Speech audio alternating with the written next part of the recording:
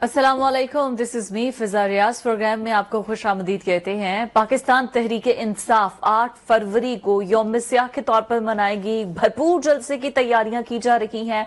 उस हवाले से पंजाब के अंदर कैंपेन जो है वो की जा रही है और कोशिश की जा रही है कि लोगों को इकट्ठा किया जाए। मगर याद होगा कि पाकिस्तान तहरीक इंसाफ ने जब नवंबर में जलसे की कॉल दी थी, धरने की कॉल दी थी, जिसको बुशरा बीबी लीड कर रही थी, तो केपीके से काफिले निकले थे, इस्लामाबाद से काफिले निकले थे, लेकिन लाहौर पंजाब से काफिला नहीं निकला था और ना ही यहां से लोग पहुंचे थे। और ये कहा जा रहा था कि बाकायदा थानों में पैसे दिए जा रहे हैं कि ये ले 50,000 रुपया रेट लगाया जा रहा है कि हमारे घर पर छापा मारे, हमें अरेस्ट कर ले, ताकि हमें ना ही निकलना पड़े और पार्टी में भी हमारी इज्जत बच जाए। लेकिन इस बार 8 फरवरी को यौम सियाह के तौर पर जो मनाया जाएगा और जो जलसा होगा वो लाहौर में मीनार पाकिस्तान में करने के लिए कहा गया है। और उस हवाले से आलिया हमजा बड़ी एक्टिव नजर आ रही हैं, बाहर निकल रही हैं, मीडिया में भी उनकी प्रेजेंस शो हो रही है। मीडिया टॉक उन्होंने किया, जरा आपको वो सुनाते हैं। पहले डीसी को दरख्वास्त पाकिस्तान तहरीक इंसाफ की जानिब से दी जाएगी। अब क्रिकेट मैच भी है और वहां पर कैटल शो भी है, वहां पर जश्न बहारा का मेला भी मनाया जा रहा है। उसी दौरान उसी मेले के अंदर पाकिस्तान तहरीक इंसाफ भी अपना पावर शो करने जा रही है। अब इजाजत मिलती है, नहीं मिलती है, सिक्योरिटी कैसी होगी, दाखिली खारजी रास्ते कैसे होंगे, क्या किसी को लाहौर में अंदर आने की काफिलों को इजाजत होगी, नहीं होगी, क्योंकि अब मुकाबला जो है वो 2 हुकूमतों का होगा। एक जानिब है पीएमएलएन की हुकूमत पंजाब में और दूसरी जानिब होगी पीटीआई की हुकूमत केपीके से, क्योंकि लाजमी तौर पर केपीके से भी काफिले आएंगे और बड़ी तादाद में आएंगे और वो हमेशा लाओ लश्कर के साथ और अपनी पूरी तैयारी के साथ, रुकावटें अगर हो भी तो उनको हटाने के लिए खजाने वगैरह भी लेकर आते हैं। अब अली अमीन गंडापुर पहले भी जब एक बार पहुंचे थे लाहौर में, जब जलसे की कॉल थी, तब भी वो बहुत लेट पहुंचे और आए और एक गाड़ी का शीशा तोड़ा और तोड़ के धमकियां देके वापस चले गए। अब ये जो यहां पर रियासत और सियासत जो पंजाब के अंदर मौजूद है, उसने किस तरीके से इस पूरे निजाम को, इन पूरी चीजों को मैनेज करना है, ये मरियम नवाज का और आई थिंक पूरी जो लाहौर की पंजाब की एडमिनिस्ट्रेशन है उसका कड़ा इम्तिहान है। लेकिन दूसरी जानिब एक और बड़ा इम्तिहान है पाकिस्तान तहरीक इंसाफ की, पंजाब की लीडरशिप का, कि वो क्या निकलेंगे, क्या वो लोगों को इकट्ठा कर पाएंगे। जो नए चेहरे आकर बैठ गए हैं पार्लियामेंट के अंदर, सिर्फ तनख्वाहें ले रहे हैं और सिर्फ पार्लियामेंट के अंदर शोर शराबा मचा रहे हैं, क्या रियलिटी में ऑन ग्राउंड भी वो निकलेंगे या निकाल पाएंगे लोगों को, ये एक बहुत बड़ा सवाल है। तो पाकिस्तान तहरीक इंसाफ की सियासत के हवाले से हम डिस्कशन का आगाज करते हैं। इसार राना साहब, जुल्फिकार राज साहब मेरे साथ मौजूद है। जुल्फिकार राज साहब, 8 फरवरी तैयारियों के हवाले से पाकिस्तान तहरीक इंसाफ और उनके बयानात वो तो बड़े गर्म और जोशीले अंदाज में नजर भी आ रहे हैं। ऑन रियलिटी जब ये दिन होगा तो आपको क्या लगता है कि पाकिस्तान तहरीक इंसाफ एक बड़ा पावर शो करने में कामयाब होगी? देखिए जी, अगर 26 नवंबर का इवेंट हम देखते हैं तो उसमें पूरे मुल्क से लोग निकले, केपी से बहुत ज्यादा लोग निकले और इस्लामाबाद पहुंचे भी, लेकिन पंजाब से लीडरशिप भी गायब थी, एमएनएस एमपीएस भी ऑलमोस्ट गायब थे और वर्कर्स भी उस तरह से नहीं निकल सके। और जस्टिफिकेशन इसकी ये दी गई कि देखें जी, पंजाब के अंदर तो कर्फ्यू का समा था और जिस तरह गवर्नमेंट ने सख्ती की और ऐसी सख्ती के अंदर कैसे पॉसिबल है कि इतने लोगों को निकाला जा सके।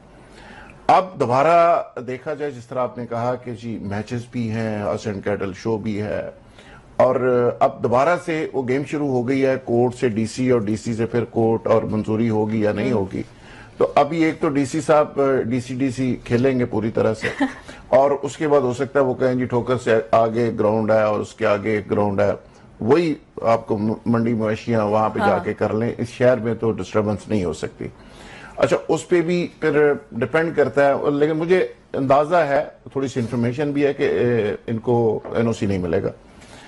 अब दूसरी बात यह है कि पीटीआई के लोग ये कहते हैं कि जो गिरफ्तार होगा पहले उसको हम समझेंगे कि जी उसने अंडरस्टैंडिंग से गिरफ्तार हुआ, जैसे आपने इंडिकेट किया, और जो गिरफ्तार नहीं होगा वो वैसे ही पता नहीं बेचारा कहाँ रहेगा, किस हालात में रहेगा। और जो उन्होंने साथ ही ये कहा है कि जो गिरफ्तार हो जाएगा उसको आगे टिकट भी नहीं दिया जाएगा और जो लोग लेके नहीं आएगा वो भी अपनी खैर मनाए। ठीक, अब लोग बेचारे, उनका एक टेस्ट है वर्कर्स का भी, लीडर्स का भी, कि अगर वो गिरफ्तार हो जाते हैं तो उन पे शक शुरू हो जाता है कि जी ये खुद गिरफ्तार हो गए हैं।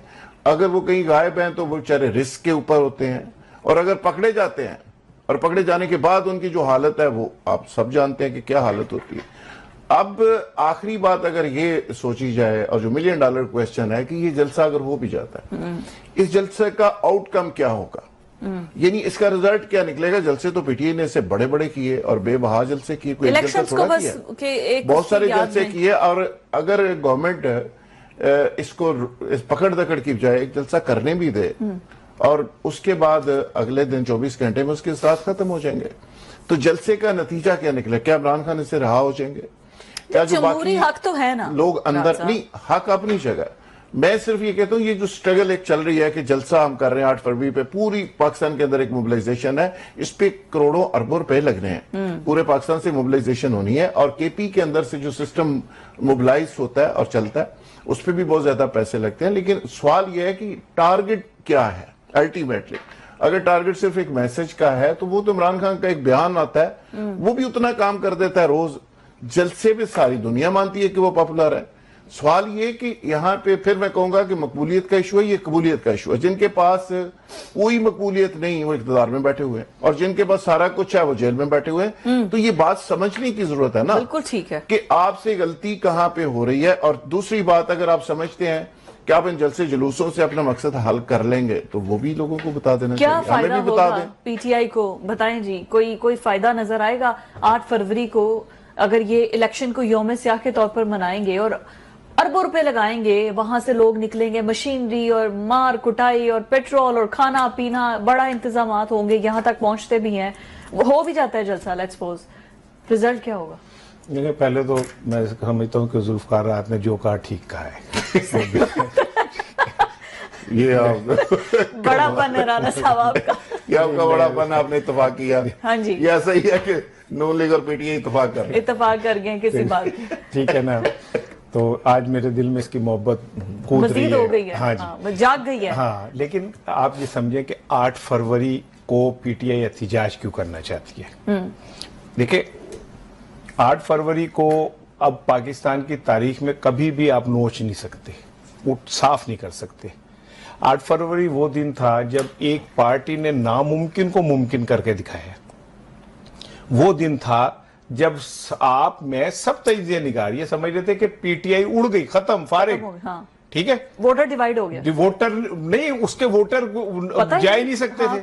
نہ ان کے نشان کا پتہ تھا، نہ ان کے پولنگ ایجنٹ کا پتہ تھا، نہ ان کے امیدواروں کا پتہ تھا. ایک طرف فل پیج اشتہار تھا وزیر اعظم نواز شریف، ٹھیک ہے، کروڑوں اربوں روپے کی کمپین چل رہی تھی میڈیا پہ، پھر آپ کے اوپر ہاتھ رکھا ہوا تھا طاقتوروں نے. یعنی ایسا لگ رہا تھا کہ یہ تو کلین سویپ ہوگا. And what happened? پاکستان کی قوم نے پہلی دفعہ بطور قوم ریئیکٹ کیا. پاکستانی قوم نے پہلی دفعہ، تھینک یو، پہلی دفعہ پاکستانی قوم نے یہ بتایا کہ ہمیں اپنے ووٹ کے استعمال کا پتہ ہے اور ہم کھڑا ہونا جانتے. اور 8 فروری کو پاکستانی قوم نے جس طرح یہ تمام نامساعد حالات کے باوجود گاڑیوں میں چنچیوں میں وہ نون لیگ کے بیٹھے، بریانی انہوں نے نون لیگ کی کھائی، قیمے والے نان انہوں نے نون لیگ کے کھائے، ٹھیک ہے، اور جا کے ووٹ انہوں نے عمران خان کو دیا. بوڑھی بوڑھی عورتیں جنہیں نظر نہیں آ رہا تھا وہ پوچھتے تھے کہ ایدے وچ عمران خان دا نشان کیڑا ہے. ٹھیک ہے، تو قوم نے ایک ریئیکٹ کیا اور یہاں سے اس تاریخی لمحے کے بعد ایک سیاہ ترین دور شروع ہوا جس میں قاضی فائز عیسیٰ، جس میں راجہ سکندر، ٹھیک ہے، اور بہت ساری لوگوں نے مل کے وہ مینڈیٹ عوام کا ایک دفعہ پھر چوری کر لیا. بالکل ٹھیک ہے، اور چوری کرنے کے بعد آپ پاکستان آج تک نہیں سنبھل سکا. ایسا لگا پاکستان سے برکت اڑ گئی. غربت، بیچارگی، بھوک تو پہلے بھی تھی. دیکھیں، بھوک میں، غربت میں اور برکت میں فرق ہے. لوگوں کے گھر میں روٹی تھوڑی ہوتی ہے لیکن برکت، سکون ہوتا ہے. اب تو جن کے گھر میں روٹی ہے ان کے گھر میں بھی سکون نہیں ہے. پاکستان اس جگہ چلا گیا. آج ہم اپنی تنخواہیں قرض لے کے ادا کر رہے ہیں. لیکن نہیں رانا صاحب، آپ کی بات ٹھیک ہے، لیکن اس میں کیا قصوروار یہ ابھی تو 1 سال ہوا ہے انہیں.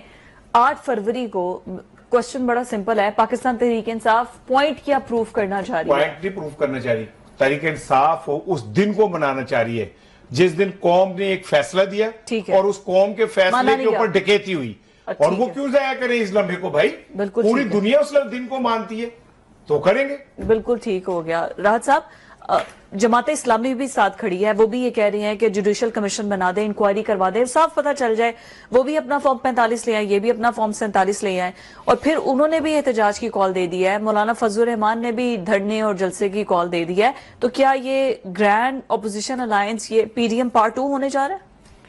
देखिए, जितने लोग ये इकट्ठे हैं और जमात इस्लामी के पास भी एक स्टेट पावर है, अगर ये खुलूस के साथ इकट्ठे हो जाएं और मिल के एहतजाज करें तो फिर तो बड़ी सीधी सीधी बात है कि गवर्नमेंट के लिए एक बहुत बड़ा चैलेंज बन सकता है। फजलुर रहमान साहब के पास एक बहुत बड़ा क्राउड है और बड़ा सख्त जान किस्म का क्राउड है। जमात इस्लामी के पास है और PTI के पास बहुत ज्यादा स्ट्रेंथ है, और इस सारे लोग अगर मिल जाएं, लेकिन मुसीबत यह है कि अंदर से कोई किसी के साथ राब्ते में है, कोई किसी के साथ राब्ते में है, अंदर से खुलूस के साथ इकट्ठे नहीं है। आज फजलुर रहमान साहब की मुलाकात हुई है अंकल शहबाज शरीफ साहब से, वजीर आजम शहबाज शरीफ साहब, और शहबाज शरीफ साहब से मेरी इतला ये है कि उन्होंने उनको कई चीजों पे राम कर लिया, और अब फिर वो खेलेंगे 26 तरमीम की तरह। ओके, फिर खेलेंगे, और फिर एक फील्डिंग लग गई है।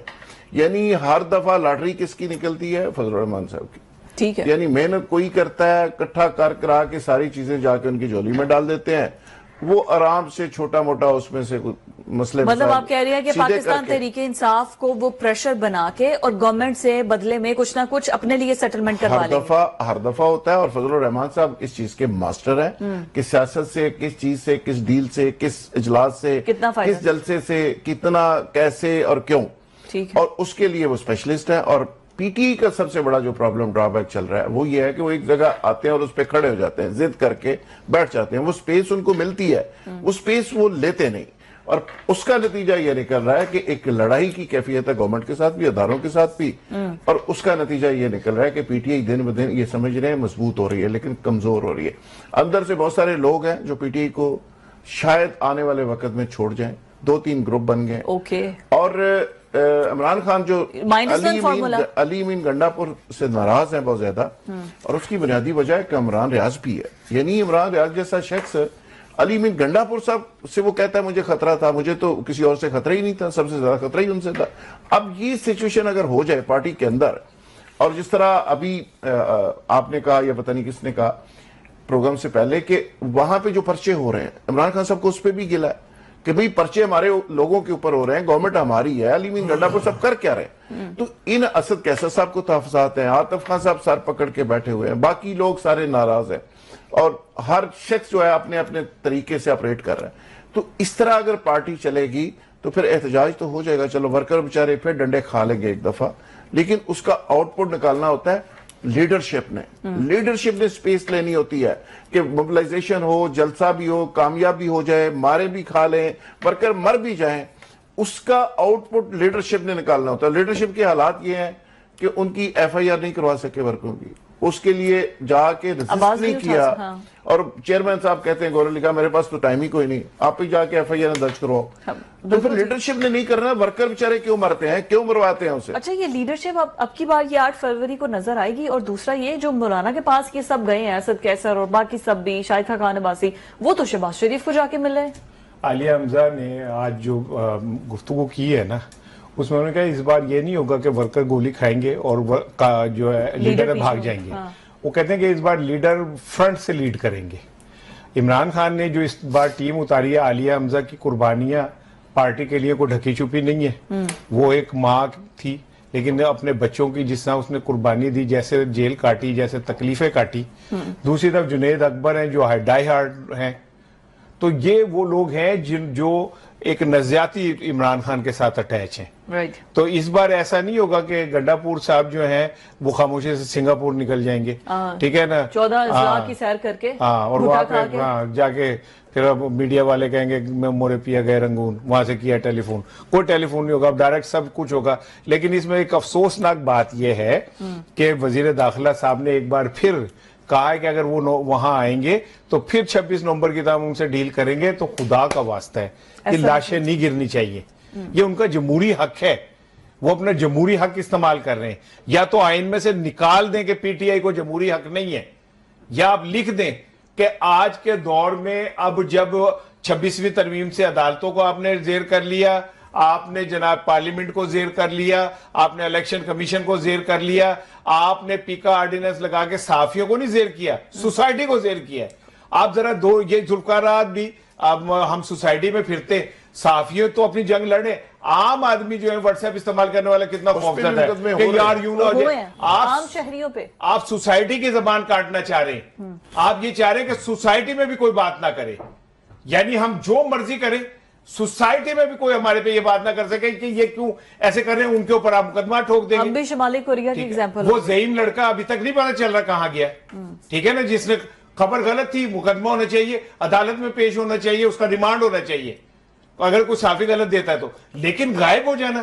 اس کے گھر والوں نے درخواست دی ہے کہ جی پولیس والے آئے ہمارے گھر میں, تو آپ, میں وزیر اعلیٰ صاحبہ کو چاہیے, کل انہوں نے صحافیوں کے لیے بہت اچھی بات کی ہے, مجھے بڑی خوشی ہوئی کہ انہوں نے سینئر صحافیوں سے بہت اچھی باتیں کی ہے, لیکن اس طرف بھی توجہ دیں, اس طرف بھی توجہ دی. اور وہی بات ہے جیسے ہم نے پروگرام میں پہلے بھی ڈسکس کیا تھا کہ ریمانڈ جانا ہے سیدھا سائبر کرائم ونگ کے پاس اور ایف آئی اے کے پاس, اور ایف آئی اے پھر اپنی مرضی سے ریمانڈ دیتی ہے, 3 مہینے 4 مہینے 5 مہینے رکھتی ہے اپنے پاس, اور اس کے بعد عدالت میں پیش کرتی ہے. بٹ وہ سارا ٹینیور وہ کتنا مشکل ہوتا ہے گھر والوں کے لیے اور باقی سب کے لیے, اس معاملے کو بھی پھر نا ایک ترتیب میں آنا چاہیے. بریک پر مجھے جانا ہے, اسٹے ود اس.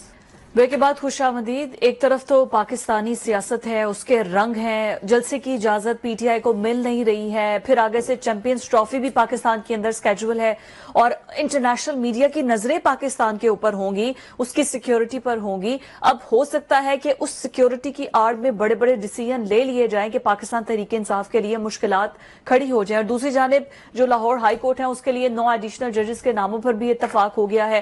اب ابھی تک جو عدلیہ کے اندر ہلچل مچی ہوئی ہے, اس میں نظر تو یہی آ رہا ہے کہ حکومت اپنی مرضی کے ججز لانا چاہ رہی ہے تاکہ اپنی مرضی کے بینچز بنوائے جائیں اور پھر اپنی مرضی کے فیصلے لیے جائیں. اور جو آلریڈی بہت سے ایسے ججز ہیں جیسے اسلام آباد ہائی کورٹ کے اندر جسٹس گل حسن ہے, ان سے جتنے بھی پاکستان تحریک انصاف کے مقدمات ہیں وہ واپس لے لیے گئے ہیں اور باقی ججز کو دے دیے گئے ہیں. اب یہ موقف اور یہ نیریٹو بنایا جا رہا ہے پاکستان تحریک انصاف کی جانب سے, اپوزیشن کی جانب سے.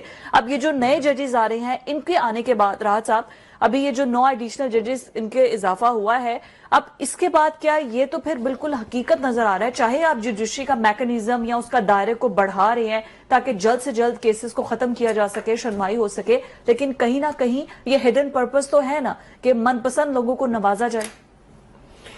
دیکھیں, اس پہ بہت ساری باتیں ہو رہی ہیں, سوشل میڈیا کے اوپر بھی بحث چل رہی ہے اور اس پہ اپوزیشن بھی بات کر رہی ہے, وکلا کی تنظیمیں اس پہ بات کر رہی ہیں, اور ججز جو نئے آئے ہیں ان کی کریڈیبلٹی پہ انگلیاں اٹھائی جا رہی ہیں. اور ججز کی بے شک ہم اعتراض کرتے ہیں کہ ججز کا جو پروسیس ہے وہ بڑا عجیب و غریب ہے. کبھی کسی کے چیمبر سے کو اٹھا کے کسی کو بنا دیا جاتا ہے, کسی کے چیمبر سے اٹھا کے بنا دیا جاتا ہے, اور اس پہ من پسند لوگ بھی ہوتے ہیں. لیکن دوسری طرف آپ دیکھیں کہ اس ملک کے اندر اگر سپاہی بھی بھرتی ہونا ہے, ایک سکول ٹیچر بھی ہونا, اس کا ایک میکنزم ہے. Even A S I level پہ اور جو ایس ایس ٹی ٹیچر ہیں وہ پی سی ایس میں انہوں نے بھیج دیا, پبلک سروس کمیشن کے بغیر وہ ہو ہی نہیں سکتے. اب ججز ہیں جنہوں نے انصاف دینا ہے, جنہوں نے پورا نظام چلانا ہے, ملک چلانا ہے, پریشر فیس کرنا ہے اور مشکل سے مشکل فیصلے کرنے ہیں, دہشت گردوں کے خلاف بھی کرنے ہیں, معاشی دہشت گردوں کے خلاف بھی کرنے ہیں, اور سیاسی دہشت گردوں کے خلاف بھی کرنے ہیں. اور وہاں پہ کتنا بڑا کریکٹر چاہیے, آپ سوچ لیں, پوری دنیا میں اس چیز پہ بڑا فوکس ہوتا ہے کہ بڑے کریکٹر والے لوگ, بڑے تگڑے لوگ چاہیے ہوتے ہیں. یہاں پہ وہ معاملہ اتنا ہی ویک ہے, اور اس پہ ظاہر ہے میرے سمیت کوئی بھی اس عمل کو ڈیفینڈ نہیں کر سکتا جس طرح سے یہ سارے لوگوں کو لیا جا رہا ہے. اور اب فلاں کے کیس اٹھا کے فلاں کو دے دیے, فلاں کے اٹھا کے فلاں کو دے دیے. اسلام آباد میں ایک اور میں نے خود بھی کل کہا کہ یہ سارا کچھ جو ہو رہا ہے آئین کے اندر رہ کے ہو رہا ہے. ہاں. یعنی ایگزیکٹو یہ سمجھ رہی ہے کہ جی یہ میرے اختیار ہے, میں اختیار کو استعمال کر رہا ہوں. لیکن کچھ اختیارات ایسے ہوتے ہیں جو مورلی آپ نے نہیں کرنے ہوتے. مثال کے طور پہ عمران خان کو میں ہمیشہ سے یہ کہتا ہوں کہ یار وہ گھڑی ایک گفٹ ملا تھا, لیکن مورلی ہمارے سسٹم میں اس کو برا سمجھا جاتا ہے, ان کو نہیں بیچنی چاہیے تھی. لیکن قانونی طور پہ اگر دیکھا جائے وہ کہتے ہیں یار قانونی طور پہ میں بیچ سکتا تھا, کیا ایشو ہے اس پہ. اس پہ یہ ایشو تھا کہ انہوں نے ڈکلیئر نہیں کیا اپنے ایسٹس پہ. لیکن کچھ چیزیں موریلٹی میں ہوتی ہیں ہمارے سوسائٹی کے اندر. ابھی یہ ججز والا معاملہ, ججز کا معاملہ اختیار بے شک آپ کے پاس ہے, لیکن محسن اختر کیانی, جسٹس حسن اورنگزیب, یہ دونوں ججز وہ ہیں جو ایک کریڈیبلٹی والے ججز ہیں اسلام آباد ہائی کورٹ کے اندر. میرا خیال ہے کہ ان کو اس طرح فوکس کرنا یہ مناسب نہیں ہے، اور جس انداز میں ان کو دیوار کے ساتھ لگایا کہ یہ ایسے ہی جیسے منصور علی شاہ صاحب کو لگایا گیا۔ لیکن میں یقین یہ کہوں گا کہ کہنے والے ابھی بھی کہتے ہیں، میں نے خود بھی کل کہا کہ جی اکارڈنگ ٹو دا سسٹم ہو رہا ہے، آئین کے اندر رہ کے یہ سارا کچھ ہو رہا ہے، لیکن اگر اسی طرح آئین کے اندر رہ کے یہ سارا کچھ ہوا تو پھر جسٹس منیر، افتخار چودھری، ثاقب نثار، جسٹس بندیال، وہی سین چلے گا۔ یہ نیا سمجھ لیں کہ جوڈیشری کے اندر نیا کوئی افتخار چودھری، جسٹس ثاقب نثار اور بندیال اور اسی طرح کی چیزیں ریپیٹ ہوں گی، اور آنے والے دنوں میں جو لوگ سپریم کورٹ پہ یا باقی کورٹس کے اوپر نظریں گاڑ کے بیٹھے ہوئے ہیں کہ وہاں سے بہت زیادہ انصاف ملے گا، میرا خیال ہے ان کو آج سے ہی یہ فیصلہ کر لینا چاہیے کہ شاید ان کو اس طرح ان کی خواہشیں پوری نہ ہوں۔ بالکل ٹھیک ہو گیا۔ کچھ سینئر وکلا کے نام بھی زیر بحث ہے، تقریباً 45 کے قریب ہیں، اور 10 کے قریب جو دیگر ڈسٹرکٹ ججز ہیں ان کی بھی ترقیاں ہونی ہیں۔ میکنزم کیوں ہمارے یہاں پر کوئی ایسا واضح نہیں ہے کہ بھئی پتہ چل سکے؟ اب جیسے سپریم کورٹ میں ہے نا، پہلے تک تو یہ تھا کہ سینیورٹی کی بنیاد پر جو نیا چیف جسٹس ہے اس کو بھی چینج کر دیا جسٹس منصور علی شاہ کا راستہ روکنے کے لیے۔ نیچے والے جوڈیشری سسٹم میں بھی یہی سب کچھ ہے۔ دیکھیں، اعظم نذیر تارڑ صاحب کا جو سب سے بڑا ایج ہے نا، انہوں نے بیک وقت بار اور بینچ دونوں کو کنٹرول کر لیا۔ بارز کے اندر انہوں نے جو اطلاعات ہیں، ان کے دوست ہیں، جس طرح ان کے دوست بھی ہیں، پھر جس طرح انہوں نے حکومتی فنڈز دیے، جاری کیے، پھر الیکشن میں جس طرح انہوں نے کیا، تو بارز کنٹرول میں آ گئی۔ اب بینچ رہ گئی تھی، کیا کہتے ہیں آپ کی عدالتیں، ججز۔ تو اب یہ جو لوگ آ رہے ہیں وہ جج، یہ کون ہیں، کس کے چیمبرز کے لوگ ہیں، ان کی سیاسی وابستگیاں کیا ہیں؟ میں ابھی کل ہی ذوالفقار راحت بتا رہے تھے، یہ عموماً اچھی بات کرتا ہے کہ کے پی کے میں وہ کون ہے جو اپنے دوست کو وہ گلے میں لگا رہے ہیں، وہ جج بنے، امیر مقام صاحب مٹھائی کھلا رہے ہیں کہ جی ہمارا ایک نظریاتی دوست جو ہے وہ جج بن گیا۔ اب اگر آپ نے اس طرح جج بنانے، اچھا مجھے ویسے اس پہ حیرانگی نہیں ہے، اس کی ریزن یہ ہے کہ دیکھیں جسٹس آفریدی صاحب اور جسٹس امین الدین صاحب، وہ کون سے I'm sorry to say merit کے اوپر ہیں، تو جو خود میرٹ پہ نہیں ہے، جسٹس منصور علی شاہ کو ڈی میرٹ کر کے میرٹ بنایا گیا، جسٹس امین الدین اس کمیٹی کے میں شامل تھے جس نے کچھ ہیڈ طے کرنا تھا، اور خود ہی انہوں نے اپنے آپ کو ووٹ دیا اور خود ہی وہ چیف جسٹس بن گئے۔ تو اگر اسی طرح کا ہونا ہے تو پھر اسی طرح کا ہوگا جو ہونا ہے۔ اور یہ جو ذوالفقار راحت کہہ رہا تھا نا کریکٹر کی بات جج کے، امام ابو حنیفہ کو اس وقت حاکم وقت نے کہا کہ جی آپ کو چیف جسٹس بنانا ہے، آپ نے کہا کہ میں اتنی ذمہ داری بھاری نہیں سنبھال سکتا۔ جب بات بہت بڑی تو اس نے امام ابو حنیفہ کو جیل میں پھینک دیا، اور اتنی اذیتیں دی کہ آپ وہیں پہ شہید ہو گئے، ایک عرصہ اذیتیں برداشت کر کے۔ لیکن آپ نے character, what is the corrector? This is the corrector. کہ امام ابو حنیفہ نے کہا کہ میں چیف جسٹس کی، قاضی القضاء کی بھائی ذمہ داریاں نہیں سنبھال سکتا، ہم تو تباہ حال، اخلاقی طور پہ تباہ حال لوگ ہیں۔ I'm sorry to say، یہ بات کہ وہ ہو، مجھے وہ امریکی سفارتکار کا جملہ آج تک چبھتا ہے کہ ہم پیسے کے لیے کچھ بھی کر سکتے، کیا پیسے ہی سب کچھ ہے؟ ہم کیا مذہب کا نام بطور فیشن لے رہے ہوتے ہیں؟ کیا خوف خدا صرف ہم نے کتابوں میں لکھنے کے لیے اور پڑھنے کے لیے رکھا ہوا ہے؟ کیا ہم نے اللہ کی جا کے حساب نہیں دینا؟ ہم اس سوسائٹی کو تباہ کرنے کے اندر ذوالفقار راحت، جتنا جب اوپر کا جج کمپرومائز ہو جاتا ہے نا تو پوری سوسائٹی کمپرومائز ہو جاتی ہے۔ جب اوپر کا جج قاضی فائز عیسیٰ کی طرح ایک آنکھوں دیکھی بات انہیں نظر آ رہی ہوتی ہے کہ میں ناانصافی کر رہا ہوں، اور وہ کر رہے ہوتے ہیں، اور اس لیے کر رہے ہوتے ہیں کہ ان کی اپنی انا کے میرے خلاف ریفرنس گیا تھا، انہیں جینے تپڑ نہیں ہوتے کہ وہ جنہوں نے ریفرنس بھیجا تھا ان کے خلاف بات کر سکیں۔ لیکن جو سامنے کھڑا ہے اس کو اب آپ نے ان کو عمران خان کو تلنے کے لیے، قاضی صاحب ذاتیہ نام ہے، آپ نے راجد سکندر صاحب تلنے کے لیے پاکستان کا نظام تل دیا، سارا پاکستان کے نظام کا بیڑا گرک کر دیا۔ آج آپ جو کہتے ہیں جی کسی طرح استحکام آ جائے، یوں آ جائے، نہیں آ سکتا until unless جب تک آپ لوگوں کو انصاف نہیں دیں گے۔ بے انصافی کے معاشرے اسی طرح بدحال ہوتے ہیں جیسے اب ہوئے میں۔ کفر کا نظام تو چل سکتا ہے لیکن ناانصافی کا نہیں ہے۔ لیکن ہمارے اس معاشرے کے اندر ناانصافی کو دور کرنے کے لیے ہی تو راحت صاحب یہ ججز کے پینل کو بڑھایا جا رہا ہے۔ چلے یہ نہیں، عام سائلین کے جو مقدمات ہوں گے وہ بھی یہ ججز سنیں گے یا صرف سیاسی مقدمات ہی؟ دیکھیں کچھ سپریم کورٹ کے اندر بھی ایڈیشنل جج لگائے گئے ہیں، آپ کو یاد ہوگا جب وہاں پہ کچھ ججز کی کمی تھی اور پوری کرنے کے لیے ایڈیشنل جج راتوں رات لگا دیے گئے، اور اس میں کچھ جج ایسے تھے جو ریسنٹلی ریٹائر ہوئے تھے تو اس میں کوئی سینئر وکلا سے میری بات ہوئی نا کہ یار جڑے جج سن پائے نا 2 مہینے پہلے ریٹائر ہوئے نا تو جو ادو انہوں نے کچھ نہیں کیتا ریگولر اپنی اپوائنٹمنٹ سے اس محکمے لیے کچھ نہیں کر سکے تو انہیں ایسے ایڈیشنل کی تیر مارن گے بھائی کیا ہی کر لیں گے کیا کر لیں گے. تو یہ تو ایک تماشا ہے اور یہ ایک بہت بڑی زیادتی ہے ٹھیک ہے کہ ایک جج جب ریگولر تھا اور اب وہ پینشن بھی لے رہا ہے مراحت بھی لے رہا ہے ایز اے ریٹائرڈ جج اور ایڈیشنل کے طور پہ تنخواہ بھی لے رہا ہے سیلری بھی لے رہا ہے اور یہ نہیں ہے کہ وہ پینشن بند ہو گئی ہو. اچھا اب ججز کی بھی ظاہر ہے مراحت ہیں بہت زیادہ اب زیادہ اس پہ ہم بات بھی نہیں کر سکتے چونکہ یہاں پہ ججز کی توہین ہو جاتی ہے یہاں پہ پارلیمنٹیرینز کی توہین شروع ہو گئی ہے یہاں پہ بیوروکریسی کی پہلے ہی وہ اتنے سینسٹیو ہے وہ کہتے ہیں توہین ہو گئی ہے. یہاں پہ کون سا محکمہ ایسا جس کی توہین نہیں ہوتی اگر نہیں ہوتی تو اس ملک کے عام آدمی کی کوئی توہین نہیں. عام آدمی کی توہین کے لیے تو لے کے آئے ہیں پیکٹ. عام آدمی بیچارہ نہ اس کا کوئی استحقاق ہے نہ اس کی کوئی عزت ہے نہ اس کی کوئی توہین ہے. یعنی جس قوم کے ووٹ کی بنیاد کے اوپر حکومت بنتی ہے اس قوم کی کوئی عزت نہیں اور جو ووٹ دے کے جن کو وہ عزت دے کے بناتے ہیں ان کی توہین ہو جاتی ہے. اب دیکھیں نا اس سسٹم کا بدقسمتی دیکھیں کہ اس عام آدمی کے لیے ان میں سے کتنے لوگ سوچتے ہیں کتنے لوگ کہتے ہیں کہ یار ان کی تنخواہیں بھی بڑھ جائیں. اپنی تنخواہیں ججز نے بڑھا لی پارلیمنٹیرینز نے بڑھا لی بیوروکریٹس نے گاڑیاں نئی لے لی ایف بی آر کے افسروں نے 1000 گاڑی پوری لے لی اور اس پہ ایک سینیٹر نے ووڑا صاحب نے بات کی اور اس کو دھمکیاں دینا شروع کر. اب اس طرح کے اگر حالات کے اندر عوام کو مزید پیسیں گے ویسے بڑی بات ہے عوام کی ووڑا صاحب کو بھی دھمکیاں مل رہی ہیں نا عوام کو تباہ اور برباد کریں گے. یعنی ان کا آپ سمجھ لیں کہ بیچاروں کی ہڈیاں رہ گئی ہیں اور اس کا بھی سوپ بنا کے یہ اشرافیہ پی رہی ہے ان بیچاروں کی تو ہڈیاں تک نوچ لی گئی. اچھا ویسے بڑے افسوس کی بات ہے کہ ہم لوگ اپنے انصاف کے جوڈیشل سسٹم کو ہم اس پر کوئی پازیٹیو قسم کی تنقید نہیں کر رہے اس گندے سسٹم کو ہم بے نقاب کر رہے ہیں اور یہ کہتے ہوئے یہ سب کچھ بتاتے ہوئے ہمیں خود شرمندگی ہو رہی ہے. یہ ہمارا نظام انصاف ہے. دیکھیں میں ذرا نا تھوڑی سی ہٹ کے ایک بات کر رہا ہوں. یہ جو پنجاب میں چل رہا ہے آپریشن تجاوزات کے خلاف بہت اچھی بات ہے لیکن کبھی آپ دیکھیں کہ یار وہ پھل کی ریڑھی والوں کو آپ جیسے ریڑھیاں الٹا دیتے ہیں اور ان کے پھلوں کو ضائع کر دیتے ہیں. وہ ایک برگر کا کون چھوٹا سا کھوکا تھا وہ ویڈیو میں نے دیکھی میری آنکھوں میں آنسو آ گئے.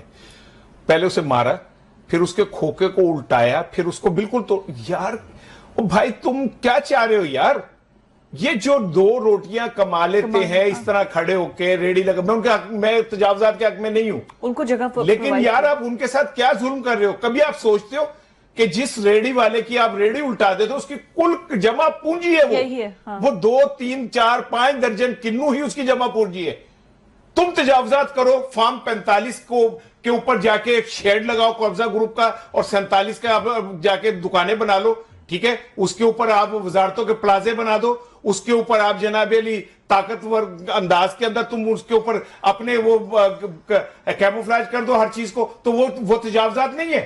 سیاسی تجاوزات نہیں ہے جمہوری تجاوزات نہیں ہے آئین کی تجاوزات نہیں ہے. ایک ریڑھی والا تجاوز کر رہے آپ. میں پھر کہتا ہوں نا دیکھیں مریم صاحب وہ بہت اچھا کام کری ہیں لیکن 180 ماڈل ٹاؤن کے سامنے جو پارک ہے بچوں کا کھیل کا گراؤنڈ تھا وہ چینج ہو گیا وہ ہے اب 180 کے آنے والے مہمانوں کے لیے پارکنگ کے لیے تو وہ تجاوزات ختم کر دیں. آپ بھی میں خوش ہوں گا تالیاں ماروں گا اگلے پروگرام میں بات کروں گا. صاحب ایوان عدل کے باہر بھی جس دن موٹر سائیکلیں ختم ہو گئی گاڑیاں سڑک سے اٹھا لی گئیں تو میں سمجھوں گا کہ تجاوزات کا مقصد پورا. ایک جملہ آپ کو کون حق دیتا ہے کہ آپ کھڑی ہوئی موٹر سائیکلوں کو سوئے مار کے ان کے ٹائر پھاڑو. نہیں ایوان عدل کے باہر سے خالی کرائے نا سڑک. نہیں سوئے مار کے آپ ٹائر پھاڑتے ہو کیوں پھاڑتے ہو بھائی. اس کا نقصان بھی علیحدہ ہوگا. اور دوسرا یہ جو آپ نے ابھی بات کیا نا پنجاب کی کیبنٹ میں 10 نئی وزارتوں کا اضافہ ہونے جا رہا ہے باقاعدہ طور پر منظوری دے دی ہے. میں نے کہا یہ خبر بھی میں شیئر کرتی جاؤں کہ 10 نئی وزارتیں آئیں گی 10 نئے وزیر آئیں گے ان کی مراعات ہوگی ان کی تنخواہیں ہوں گی ان کا پروٹوکول ہوگا ان کا اسکواڈ ہوگا. یہ سب کچھ اس غریب عوام کے پیسوں سے دیا جائے گا. مجھے بریک پر جانا ہے اسٹے ود اس. کل کی یہ خبر تھی کہ ڈونلڈ ٹرمپ نے یہ کہا ہے کہ جنگ بندی تو ہم نے کروا دی ہے غزہ کے معاملے پر لیکن وہ جو غزہ پٹی ہے جس کو دوبارہ سے آباد کرنا ہے اس کا کنٹرول نہ تو فلسطین کے پاس ہوگا اور نہ ہی اسرائیل کے پاس ہوگا، بلکہ اس کا کنٹرول جو ہے وہ امریکہ کو دے دیا جائے، جس پر تقریباً دنیا کے تمام ہی ممالک نے کہہ دیا تھا کہ ایسا امپاسبل ہے، یہ بالکل غلط ہے، یہ فلسطینیوں کے حقوق کو سلب کرنے کی کوشش ہے۔ لیکن بلاخر اتنی غیرت دلائی گئی پاکستانی میڈیا کی جانب سے پاکستانی حکومت کو، فارن منسٹری کو، کہ پاکستان بھی اس پر اپنا کوئی موقف دے دے، کیونکہ باقی تمام دنیا کے غیر مسلم ممالک اس پر بول اٹھے ہیں، چائنا اس پر بول اٹھا ہے، تو پھر بلاخر پاکستان کی جانب سے بھی جو ہے وہ یہ دے دیا گیا کہ یہ زیادتی ہے، ہم اس کو نہیں مانتے ہیں۔ راحت صاحب، پاکستان جیسی پتہ نہیں جتنی غیرت مند قوم ہم ہیں، ہماری حکومتیں بھی اتنی غیرت مند ہوں تو شاید ابھی یہ مسئلہ حل ہو گیا ہو تمام اسلامی ممالک کی۔ اگر حکومتیں بھی اتنی غیرت والی ہوتی تو پھر شاید یہ مسئلہ حل ہو گیا ہوتا۔ دیکھیں جی، پوری دنیا کے میں بسنے والے جو مسلمان ہیں وہ پاکستان کی طرف امید بری نظروں سے دیکھتے ہیں، اور کل ہی میں پڑھ رہا تھا کہ کشمیر کا بھی ابھی 5 فروری ہم نے منایا۔ ہاں جی۔ تو کسی دوست نے شیئر کیا کہ بھائی جان تسی بڑے جذباتی ہوئے سو پروگرام چ، تانوں پتہ کشمیر دے اندر ڈالر کنے دا؟ میں کہ انہوں نے کہا جی 81 روپے دا، تو تاڑے کو کنا 278 روپے دا۔ تو انہوں نے کہا تاڑا خیال ہے کہ پھر بھی وہ دوزخ چھڑ کے جنت چاہ جائے۔ اور لمبی لسٹ اس نے بتائی کہ وہاں پہ کیا ہو رہا ہے۔ سو کچھ فیکٹس ہیں، کچھ گراؤنڈ ریئلٹیز ہیں، اور جس طرح رانا صاحب بھی ہمیشہ ہی کہتے ہیں کہ جو بیگرز ہوتے ہیں، پرائم منسٹر بھی خیر کہتے ہیں، تو اب سچویشن یہ ہے کہ جو بیچارے ضرورت مند ہوتے ہیں وہ کتنے کو غیرت مند ہو سکتے ہیں؟ اب بار بار غیرت مندی کی بات کرتی ہیں۔ صحیح بات۔ تو ہمیں بہت ساری ضرورتیں ہوتی ہیں امریکہ سے بھی، ہر جگہ سے، لیکن اسرائیل کا جو ایشو، جو غزہ کا ایشو، جو فلسطین کا ایشو ہے، یہ ہمارا ظاہر معاشی مسئلے سے ہٹ کے ہمارا ایمانی مسئلہ ہے۔ لپ سروس بھی تو کر سکتے ہیں، ایمانی مسئلہ ہے، اس سے ہم کسی طرح کمپرومائز نہیں کر سکتے۔ آج تک 77 سال تک ہم اس کو کھینچ کے یہاں تک لائے ہیں، جیسے کشمیر کے معاملے کو بیان کیا تک ہی صحیح، لیکن کھینچ کے ہم لے آئے یہاں تک۔ تو یہ وہ معاملہ جس پہ پاکستان کی قوم کمپرومائز نہیں کر سکتی۔ جو کل رانا صاحب نے بات کی کہ وہ کون سا ملک تھا، اور ایم بی ایس کی طرف سے جب بات آئی کہ اسرائیل کو تسلیم کرنے جا رہے ہیں 2 بڑے اسلامی ممالک، تو اس میں کیا ہوا کہ ایک اللہ کا نظام ہے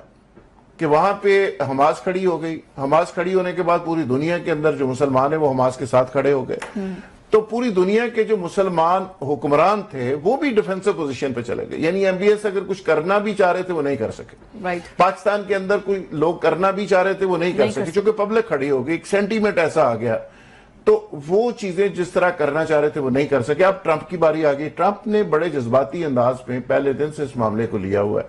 پہلے تو انہوں نے کہا جی میں جنگ بندی کرا دی، اور پھر کہتے ہیں کہ جی وہ کہتا ہے جی نوبل انعام بھی مجھے ملنا چاہیے کہ میں نے تو پورا خطہ ہی پورا من کر دیا۔ لیکن اب جو بریک گیم وہ کر رہا ہے وہ یہ ہے کہ وہ اسرائیل کا ہی ایک ہرکارے کے طور پہ، ایک نمائندے کے طور پہ، ایک ٹول کے طور پہ استعمال ہو رہا ہے، اور وہ جگہ خالی کرا کے اسرائیل کو گفٹ کرنا چاہ رہا ہے، اور جو ان کا درینہ خواب ہے توسیع پسندی کا اسرائیل کا، اس کو پورا کرنے کے لیے دن رات ایک کر رہا ہے۔ اور میں پہلے بھی کہتا رہا ہوں اور آج بھی کہہ رہا ہوں، پوری ذمہ داری سے کہہ رہا ہوں، جن لوگوں کا کوئی مطالعہ اور حالات پہ نظر ہے انٹرنیشنل پہ، وہ سب کو پتہ ہے کہ اسرائیل کس کا بغل بچہ ہے، اور امریکہ اس کو کیوں سپورٹ کرتا ہے، اور وہ امریکہ کا برین بھی ہے، اور ساری معیشت امریکہ کی وہ کنٹرول کرتے ہیں۔ وہاں پہ جوش بیٹھے ہیں، بڑے بڑے اداروں کے اندر وہ بیٹھے، بالکل ایسے ہی۔ تو ٹرمپ کیسے ان کی زبان نہیں بولے گا؟ لیکن سوال یہ، ٹرمپ تو اپنے مفاد کی بات کر رہا ہے، ہمیں بھی تو اپنا ایمان اور اپنا مفاد دیکھنا۔ کل جب ان کی یہ ملاقات ہوئی ہے، آپ نے نوٹ کیا کہ ٹرمپ نے جو ہے وہ اسرائیلی جھنڈے کی ٹائی پہنی ہوئی تھی، اور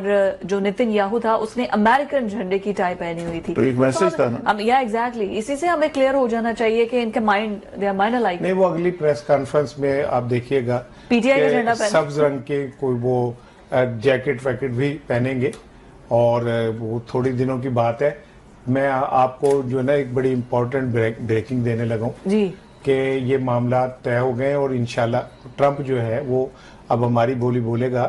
بلاول بھٹو صاحب نے بہت پیسے دے کے ناشتے میں شرکت کی ہے ٹرمپ کے، کل انہوں نے بھاری قیمت ادا کر کے ایک میز کے پیسے دیے پورے، پتہ نہیں $10,000 کے کتنے، تو ایگزیکٹ نہیں مجھے پتا، ہزاروں کی بات نہیں، ملین نہ گل بندی ہے، غریب آدمی ہے نا، میری اوقات ہی نہیں ہے، لیکن ایسا تو بات جا ہی نہیں سکتا۔ تو میرے کو آپ مجھے کبھی کہو نا زندگی میں کیا کھانا ہے، میں کہوں گا مجھے پیزا اور تھوڑا سا وہ کھلا دو، میری اوقات اتنی۔ $10 ملین کے باوجود فوٹو بنی ہے کہ نہیں؟ نہیں، میں عرض کر رہا ہوں کہ دیکھیں کیسی قوم ہے. بلاول صاحب وہاں امریکہ کے ناشتے میں پیسے خرچ کے چلے گئے, ان کے ابو چین چلے گئے جی, ٹھیک ہے, یعنی ایک طرف وہ بیٹا امریکہ کے ساتھ جفیاں کر رہے ہیں اور والد صاحب چین جا کے چینی ان کے ساتھ کر رہے ہیں. یہ ہوتی ہے ڈپلومیسی ہے, یہی تو ڈپلومیسی. یہ دیکھیں نا, اس کو کہتے ہیں ڈپلومیسی. ایک جیب میں امریکہ, دوسرے میں چائنا. ہاں, پر یہ پھٹی ہے. اچھا, وہ کیا کہتے ہیں, اصل چیز جو ہے وہ یہ ہے کہ دیکھیں, جب مسلم حکمران, آپ تو بڑے وزیر خارجہ تھے نا پاکستان کے, آپ کو کیا ضرورت تھی پیسے دے کے اور اس کے ناشتے میں جا کے بیٹھنے کی؟ ایڈی کیڑا کمپلیکس ہے تھوڑا, احساس کمتری کون سا ہے کہ آپ کو پیسے دے کے آپ ناشتے میں جا کے بیٹھے؟ آپ ذوالفقار علی بھٹو کے نواسے ہو یار, جس کو ذوالفقار علی بھٹو کو جب سیر کرنے ٹوین ٹاور کے اوپر لے کے گئے تو انہوں نے کہا کہ کیسا محسوس کر رہے ہیں, وہ سمجھتے ہیں کہ امپریس ہوگا. تو ذوالفقار علی بھٹو نے کہا کہ مجھے ایسا لگ رہا ہے کہ امریکہ میرے قدموں کے نیچے ہے. آپ ان کے نواسے ہو اور آپ وہاں جا کے بیٹھ گئے. دوسری طرف وہ چلے گئے. یہ دیکھیں, جب تک امریکہ ہے نا اور امریکہ کی طاقت ہے اور ہمارے اندر بزدلی کوٹ کے بھری ہو. ایک جنگل میں جمہوریت تھی اور اس کا جو تھا نا بادشاہ شیر, وہ ٹرمپ جیسا تھا, تو اس نے ایک شکار کیا, سامنے لومڑی شومڑی بیٹھے, انہوں نے کہا یہ دیکھیں میں نے 3 حصے کیے ہیں, جمہوریت ہے اس جنگل میں, اس کے مطابق حصے ہوں گے. ایک حصہ اس لیے کہ میں بادشاہ ہوں, اور دوسرے اس لیے کہ میں نے کیا ہے, اور تیسرے کسی جرأت ہے لا کے دکھا دے. ٹھیک ہے نا, تو جمہوریت دنیا میں ایسے ہی چلتی ہے کہ ٹرمپ آج جو کہہ رہا ہے وہ کر کے دکھا دے گا, کیونکہ ہم اسے چیلنج کر ہی نہیں سکتے, ہماری اتنی اوقات ہی نہیں ہے. ہم کہتے ہیں یہ ہمارا مائی باپ ہے, ہم وینٹیلیٹر پہ پڑی ہوئی قوم ہے, اس سے ہمیں آکسیجن ملتی ہے. تو پوری دنیا اگر اس طرح چل رہی ہے اور مسلم حکمران اب وہ جا کے ملنے لگا ہے وہ بھارتی صدر سے, لیکن جنہوں نے مقابلہ کرنا ہوتا ہے, انہوں نے ٹروڈو نے کیا نا, انہوں نے ٹیکس عائد کیا ہے کینیڈا کے اوپر, اس نے جواباً ڈبل ٹیکس عائد کیا ہے ٹرمپ کے اوپر. اور دوسرا پھر آپ دیکھیں جرمنی نے آگے سے جواب دیا ہے, چائنا نے جواب دیا ہے, چائنا کے جتنا اس نے ٹیکس عائد کیا ہے انہوں نے ڈبل واپس جواب دیا ہے. اور پھر جو ڈیپ سیک نے کر دیا, پاکستان کی بات کر رہے ہیں, مطلب کدھر آپ چلے گئے ہیں؟ پھر میں کوئی سخت جملہ بول دوں, جنہوں نے کرنا ہوتا ہے وہ چھوٹے ممالک بھی وہ پرواہ نہیں کرتے, پھر وہ جواب پورا دیتے ہیں, پورا جواب. دیکھیں جو قومیں ہوتی ہیں نا وہ غیرت پہ اپنا پہرا دیتی ہیں اور اس کی قیمت دیتی ہیں. ٹھیک ہے نا, ایران پہ کتنی پابندیاں لگی ہیں, ابھی تک لگی ہوئی ہیں نا ایران کے اوپر, اور وہ کھڑے نا اپنے پیروں پہ. آپ پوری دنیا ان کے خلاف کھڑی ہوئی ہے, اور ہم اتنے I'm sorry to say, جیسے آپ کہیں, میں بھی لفظ اپنے پی گیا کہ ہم نے ایران سے ایک معاہدہ کیا جو ہماری قوم کے مفاد میں. ہم میں اتنی جرت نہیں ہے کہ ہم امریکہ کو ناراض کر سکیں اور ہم کہیں کہ بھائی ہماری بقا کا مسئلہ ہے. بالکل ایسے ہی ہے, ٹھیک ہے نا, وہ آپ کو نہیں تو پھر آپ کو جس طرح انہوں نے بھٹو کو مارا, شمالی کوریا چھوٹا سا ملک ہے, کم جونگ ان کیسے ان کو دھمکیاں لگاتا ہے, اتنا خوبصورت لگتا ہے مجھے اس کی, ہاں جی, کٹنگ اس کی اتنی پیاری ہے کم جونگ کی. لیکن اصل بات یہ کہ کم جونگ نے کیا کیا, آپ نے وہ ویڈیو دیکھی جس میں کرپٹ وزیروں کو اس نے وہ کھائیوں میں پھینک دیا. بھائی قومیں پھر ایسے بنتی ہے, ایسے تھوڑی بنتی ہے کہ چین جو گیا نا وفد. اب ذرا سنیے گا ذوالفقار صاحب, اس میں ڈاکٹر عاصم صاحب ہیں جن پہ 500 ارب روپے کا الزام ہے گبن کا. اچھا, اس میں جناب آصف علی زرداری ہیں جسے نواز شریف صاحب نے مسٹر 10% قرار دیا تھا.